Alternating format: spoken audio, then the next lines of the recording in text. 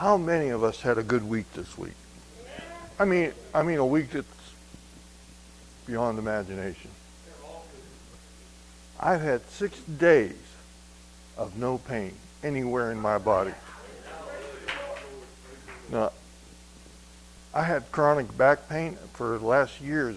It would take me forever to get out of bed. Sometimes I'd have to roll over and get on the floor and on my, push myself up. My back would hurt so bad I couldn't do anything. My shoulders hurt. When I was younger, I used to lift a lot of weights, and I messed up the rotor cup, they said, and I had a jagged edge on it or something. It was the point where I could not move my arm, just maybe up real slow and down real slow. My legs hurt all the time. And one of the things that the Lord showed me was he'd been after that leg for over 50 years. I got hit with a sickle bar hay cutter, took an inch out of my Achilles tendon when I was 15. Got a blood clot in that leg when I was 31. So he tried to put cancer on me here about 2009 or 10, something like that. Rob was with me during that. He could witness to the fact that the doctor told me that I had cancer. I said no. I had a lump on my leg. You could see it. You could touch it. He sent me up to get the test and all that kind of stuff. Oh yeah, you have cancer. Sent me to see a specialist. Going to have to take that tumor out. It was about a 2-inch tumor, round. And he said, we'll take that front quad muscle out and you won't have no problems. My wife had to take my daughter back to college the day that they were going to do surgery on me. They had the surgery scheduled for 4 hours. I was in there 45 minutes. When they cut it open, there was nothing there. There was a sac. They said they pulled the sac out and cut a little bit of the muscle out just to be sure. But there was nothing in the sac. They couldn't get a DNA of what type of cancer or anything it was. It was gone. God said, it's gone. I believed him. I did not accept his report. The problem with doctors is you can go to 10 doctors and each one will tell you you're solid, but one will say, I'm not quite so sure, and that one will overrule the other 9 because that thought will be in your head. Maybe it is. Maybe it is. I know people that had similar surgery to Kathleen here are still fighting the fact that the cancer had been removed from their body. That's the way they chose to go. And they're still fighting it. They're going for PET scans and CAT scans, blood work. I'm not quite sure what an infusion is, but they go once a month for infusions. Oh, well, what they tell me is, well, I believe I've been healed, but this, the doctor tells me this will stop it from happening again. I have only one kidney, and I always tell them, well, you made that choice to get rid of it, not God. And then they hang up on me. So, but on Monday night, what a night. Sunday night, Deb tells me, we're going to go see Billy Burke. We're taking my son. He has migraines. So I said, okay, yeah, I like to do that. And I've been to Billy Burke about several years before. And it's kind of neat that it's happening in May, because in 2005, Brother Todd Levin was here, and I first asked him, I said, I wanted to be restored. And he prayed for me, and little by little, things are happening and all that kind of stuff. But I'm still praying for my healing because I still got to take medicine. Evidently, I'm not healed yet. And it's happened in May. 1/27 was the time. I forget the date. But May 2015, at 1/27, Todd prayed for me. So we go on Monday. My back is hurting so bad. I got a headache. My legs hurt. My arms hurt. I got this thing on my chest, a monitor, because I just got out of the hospital the week before because I'm having these spells where I can pass out, but I get real woozy and lightheaded. My vision goes, and I'm kind of stunned, don't know where I'm at. So they're trying to figure this all out. And I'm sitting there thinking, man, I don't want to, it's a long ride to Monroeville. Probably going to have to sit there for hours because you know how them guys do. They love to talk. And they talk, and they talk. And when they're done talking, they talk some more. And I figured, it's probably going to be midnight before we get out of there. I just don't feel like it. Well, Deb says, oh, well, I'm going. I said, well, I'll see what I can. I went and laid down, took a 2-hour nap. Got up, said, I'll go. I can go. So we go out there. And during the worship service, God is meeting me. I mean, he's talking to me. He said, I healed you. Do you believe I healed you? I said, well, yes. I said, I'm losing my medicine, all that kind of. It's going away slowly. I said, but I've been asking to be restored. He said, but you keep praying for me to heal you. You don't pray for me to restore you. You pray for me to heal you. I've healed you. Will you believe me that I will restore you? And by that time I was broke. Holy Ghost gets on me, I start to cry. During the service, I'm fighting it. All this is going on. And when, for some reason or another, I jumped out of Billy when he come around me, I don't remember. There's a large part of the thing I don't remember. I do remember trying to get up and I can't get up. But God met me. I mean, I was looking for God, and when I seen Billy coming, I knew I was going to get hit. There's just no way I could see it in his eyes. God had it for me. And he did. I mean, he knocked me down. Brother Rob was there. Yeah. Make the highlights. They had to drag me around to different places. And I wasn't all that over it when I left. Now, during these last 6 days, I'm sitting there. Let me tell you how bad it is. The dog knows how far I can walk her. She'll walk, and when we get to the spot where we turn around, she'll sit. Wait for me to change the leash around and all that kind of stuff and walk back. Well, we went there, and she stopped and sat, and I tugged her leash, and we kept on going. My legs hurt today a little bit because I've been walking more than I had in years.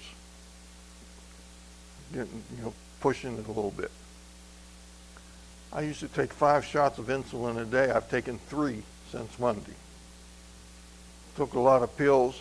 I've only had to take a couple here or there. Last night, I'm at the Dairy Queen. This is all kind of funny. All of a sudden, one of those attacks came on me. I haven't had nothing all week. I mean, this normally you could feel them coming. They're little. This one's like full blown right now. I mean, I grabbed the I'm acting out. I grabbed the counter to hold myself up, and I started rebuking the feeling. And at that time, the power went off. Everybody's standing around there sort of looking at me because I'm loud. I sort of did a stand, where he did that stomping. I'm saying, no, I will not have this. I rebuke this in Jesus' name. And the power goes off. And one of the kids says, well, what are we going to do now? We're going to have to restart all the machines. Soft serving machines, and power come back on, and I was fine. They're all still looking at me. They're hurrying up, making them blizzards, getting me out of here. But that was God. He did it. He told me 2 weeks ago, he says, you need to get ready. I have a new work for you. I said, man, I can't do it, Lord. I don't have the strength. Normally, if I stand more than a couple of minutes, my back starts to hurt, my legs start to hurt. I get woozy. Nothing. The only time it never bothers me is when I'm telling people about God. But he came to tell me this morning, he said, the devil's been trying to take your mobility away from you. He wanted that leg. If you didn't have that leg, you couldn't move. You'd be in a wheelchair, you'd have crutches. When they wanted to cut off my leg, 8 inches below the knee. He said, the devil does not want you where I'm sending you.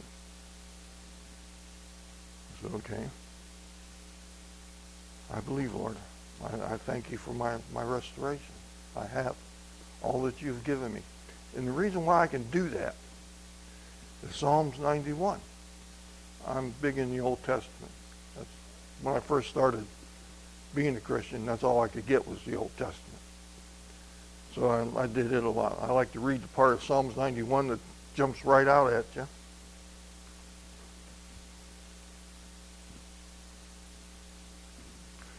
Because he has loved me, therefore I will deliver him. I will set him securely on high, because he knows my name. He will call upon me and I will answer him. I will be with him in trouble. I will rescue him and honor him. With long life I will satisfy him, and I will let him see my salvation. I saw my salvation, the healing and the rebirth on Monday. God spoke it very, very, very plainly to me. You are healed and you are restored.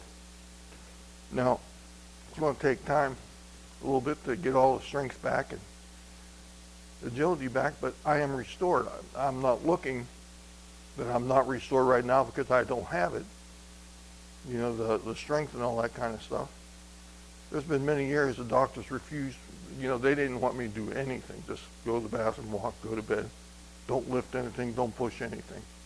It's kind of funny. My father-in-law been through a major car accident that could have killed him. Got hit by a tree, could have killed him. Cuts my grass. I couldn't do it. He's 83 right now. And he's as spry as ever. And I'm sitting there thinking, that is what I need to be like. I don't need to be 65 and hunched over and, need a cane. I need to be like that. That is my example. And I will be like that. And I am like that. I'm like that right this today. Psalms 103, it says, bless the Lord. First 8 verses says, bless the Lord. It says, all that you love him. Later on in Psalms 106, bless the Lord. In Psalms 104, verse 4, I think it is,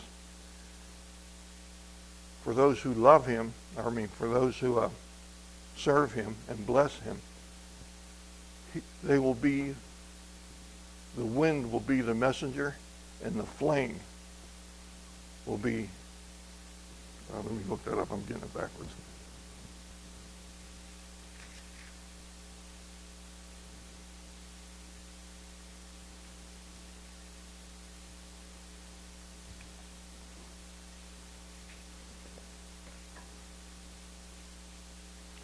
Bless the Lord, all of you, his host, ye who serve him doing his will.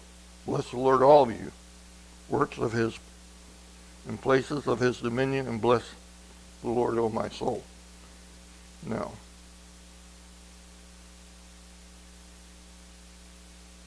cover yourself with the light as with a cloak stretching out of the heavens like a tent curtain. He lays the beam of his upper chambers in the water. He makes the clouds his chariot. He walks upon the wings of the wind. He makes the wind. Deanna, this is for you.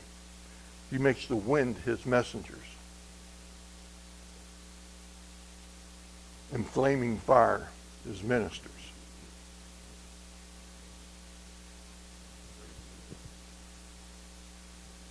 We were blessing the Lord here.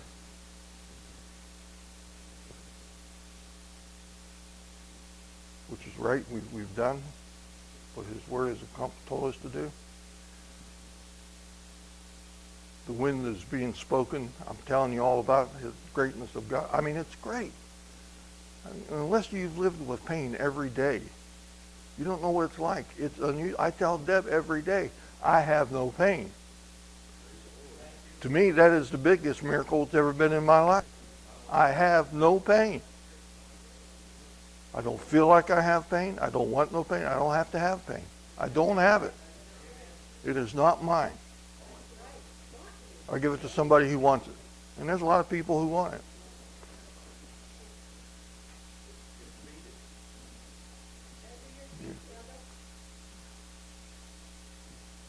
To me, probably at any time in my life, I am living in the presence of God, in the will of God, because he is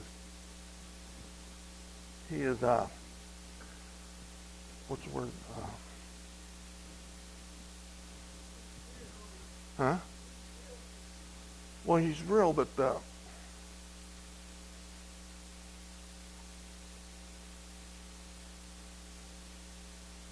anybody got a good word? He's done that. He is that. That's it. He said he would heal me. He did. He said he would restore me. He did. God, Jesus had the ministry of reconciliation. He's restored my body to me. I will be able to do the work I know that he has set before me. I don't care whether it's speaking to crowds or planting seeds in the ground to grow food to feed people. Whatever it is, I will have the strength. Probably it's going to hurt worse. I'll need the strength to plant seeds, but I can plant them. And I'll be able to do that. I can pick them. I used to watch Deb and her brother and all the whole family. They'd have a garden out at Chuck's house, and they'd all plant it, and I'd sit there and watch them. I couldn't bend over to do that. Little kids, canning beets. They'd run out there and pull the beets out of the ground and do all that kind of stuff. That was beyond me. Not anymore. The realization he gave me is the things I can do in the future, that I will do in the future, that I can do now. The confidence that he has put into me that I've beaten everything that's been put before me because I believed him. Now sometimes I believed wrong, when I was believing for my restoration, I was praying for my healing. Figured, it was a side effect of being, healed, that I'd be restored. No, God is very particular. You got to tell him in detail what it is you're looking for. I want restored. What do you want restored? Everything. And then I also want all the joy that was taken from me all those years that I couldn't do anything. I said, I want anything that was stolen from me, I want it back. I want it all back. He said, okay, we will do that. So I want to reach more people. I said, okay. I said, because the only thing I've been able to do was on the phone. I could talk to people. I said, it's nice that I was able to do that. I'm grateful that I was able to do that, Lord, that you brought that to me. I said, but really I'd like to see the people that I'm working with. Over the phone, you never see them, you never know. You know when they get healed or whenever the situation they're in is fixed, then you never hear or see from them again. I said, I don't want that. I said, I want to gather the flock. I want to gather the herd. I said, okay. He said, well, what about the work that I want you to do? I said, well, I hadn't planned on not doing it, but these are the things that I want on top of that. I said, okay. He told me what it is. And when I'm able to, I will tell you. But I can't tell you right now. It's not to be shared yet. I haven't even told Deb.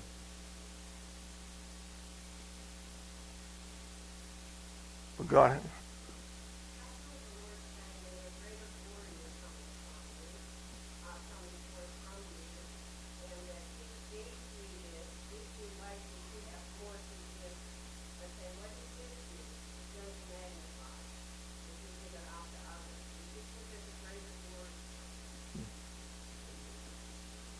who's the interpreter today? For your tongue. Who's the interpreter? Iko soshita maraikita uma isoto shed esite iko sosema. These things that I've showed to you, these things that I've pressed forward in you, these things that I have declared unto you, they're not going to falter, neither will they fall to the side. But I am the Lord God of thy covenant, and I have established them inside of you. Boroshima Isiti oka sopai inahaso. The anointing from within has established these things to put out, to lay hands on, to declare, to speak to those things that are not as if they were. Yeah.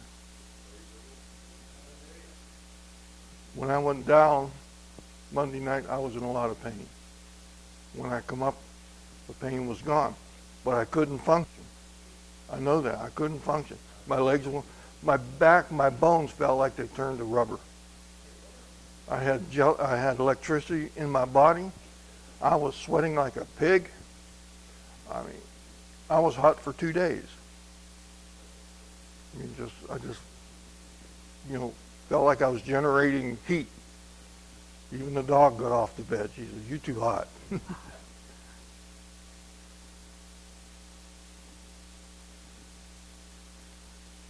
Thank you, Lord. I've mentioned 2 scriptures in the Old Testament.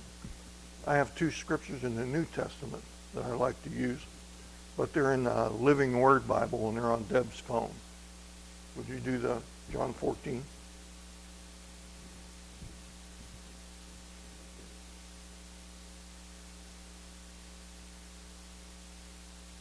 These are the reasons why you can ask and do anything you want to do.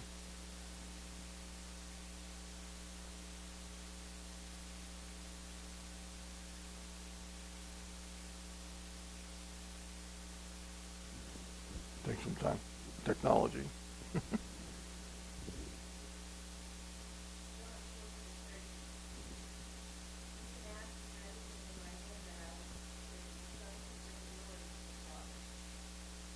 Ask. In Jesus' name. A lot of people, when they pray at the end of it, they say, "In Jesus' name." It becomes,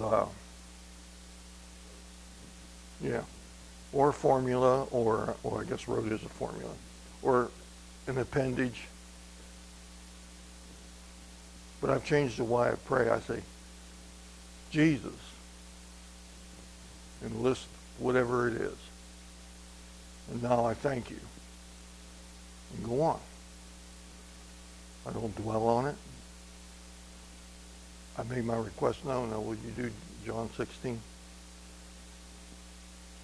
When you do this, he does it because it brings glory to the Father. And that's what he was here for. He brings the glory to where it's supposed to go. Do not get in the way of that glory.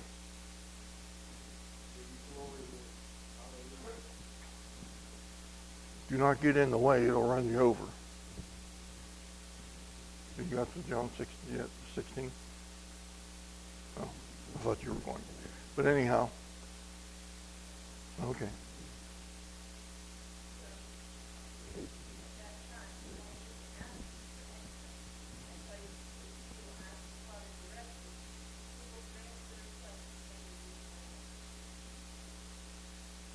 No. I know that Deanna is restored because I asked, according to John 16. I know Candace will be restored. I asked according to John. I know that little Candace, her legs will be healed and she'll be strong and healthy and walk amongst the people like whatever. Ever since the Lord told me about the word I gave you about there's no shadow, I have never believed from that moment forward that there was anything wrong. Can't think of her name. Lizzie. For Elizabeth. Genetically, anything. There is nothing wrong. Now what has to change is our attitudes towards that. We can increase her or we can decrease her. And God is not a God of decrease. It's increase. You got to believe God, then you got to put the thing on her to match it up. Because God gives you the strength to do it. I don't know I forgot what you wanted restored, but I just been Deanna needs restored. And I prayed that prayer 3 times. And then God says, you're falling into that habit again. So, okay. Somebody, I think you asked me to pray for something. Because I made them, or you did, I made mention of the 9-fold or 7-fold return. And somebody says, I need that. You were in a group, I don't know which one of you. But I've been praying that would happen too.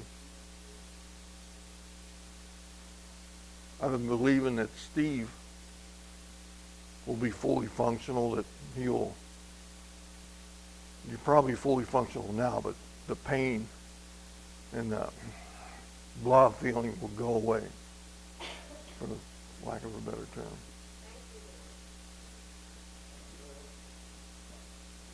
Hmm? Yeah.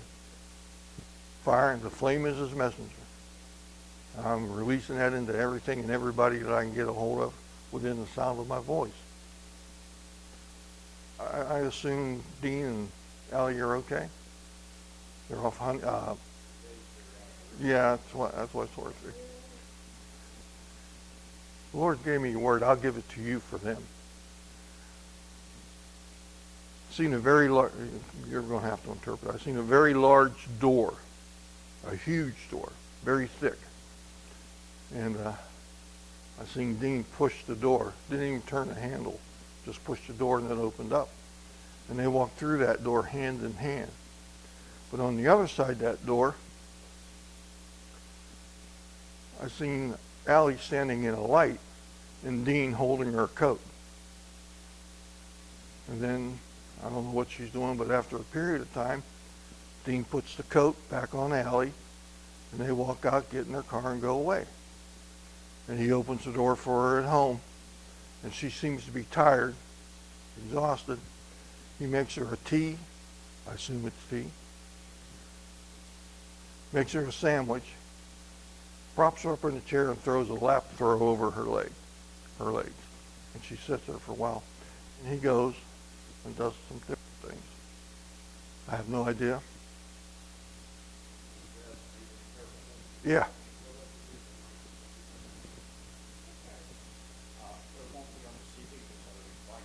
Oh. So you'll have to remember all this. But the two of them approach a door. It's a big door and a thick door. But all he does is push on it, and it opens. It's a door that he doesn't think he can go through, or maybe he feels that he shouldn't go through. It's a door that is bigger than him. And but God is in it, and when he pushes it, it opens up like he was meant for it. When they step through, it seems like she's more in the light. So I'm thinking that this is a ministry door, not necessarily a job door, a ministry door. How that pans out, I don't know. But once they get into this ministerial place, she shines. And God uses her. Uses her until she's exhausted. He sees that. He holds her coat and takes her home and takes care of her at home and goes on about. So I would say this is a ministerial door that they're going to push on, maybe not really even thinking about it, thinking, well, that'll never open. And it opens. And they go in, and God uses Allie, whether she's singing or ministering or something, I don't know, ministering to people some way.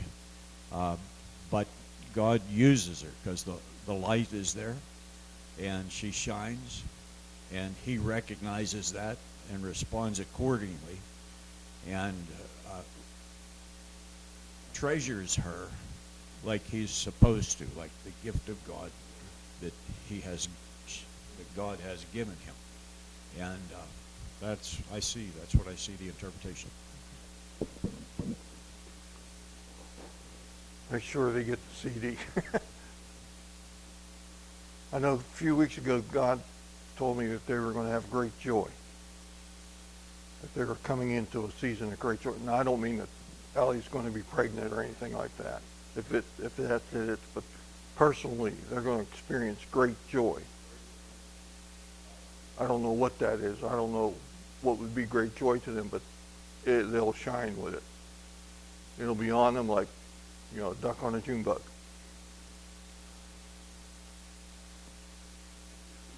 What's troubling you? Okay, you have a look on your face like you're thinking about something.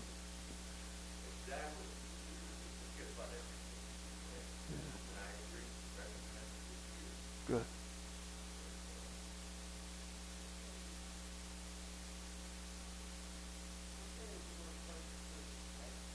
Pardon me? Uh, would you allow me to speak to you? Okay.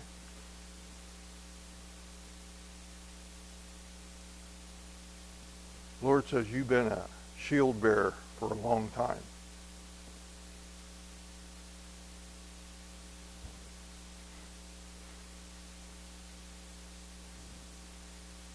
And you've given him great honor in the pursuit of that which he has given you as being a shield bearer. I don't know to whom it was, but you have lifted them up. You have held their coat when they needed it. You've given them a ride when they've needed it. You shouldered them when they've been wounded and needed it. You've tended to them. God says, now I'm bringing a shield bearer to you. I'm not quite sure what that is. You have an idea? From the very, very beginning, when God would give me words to give to people, Pastor used to be my interpreter. I don't know if he was afraid that I'd slay people or what, but he'd be right there.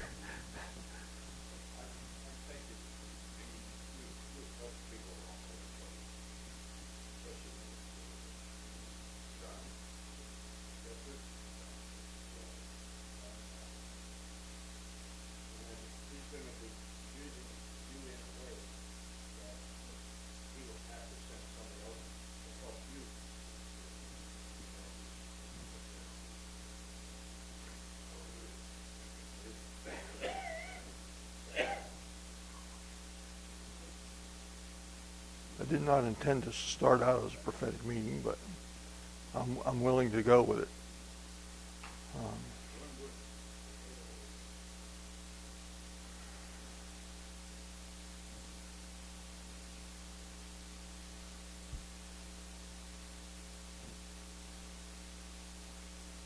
I really like to talk about how great God's been. I mean, I can't say it enough. I've got no pain. I've been standing up here 30 minutes, and I still got no pain. My back don't hurt. I don't feel stiff. Yeah, got no pain. Look what the Lord has done.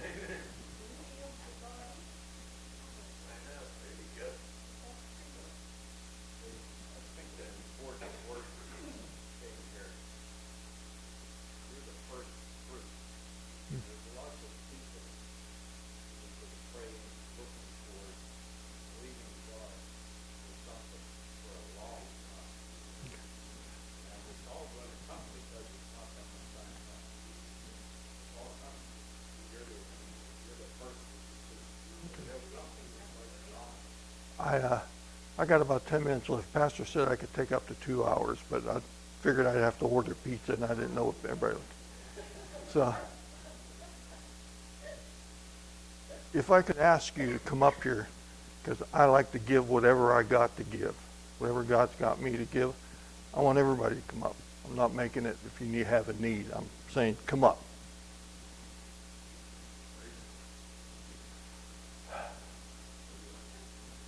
Just come up. I need a shield bearer too. No, she needs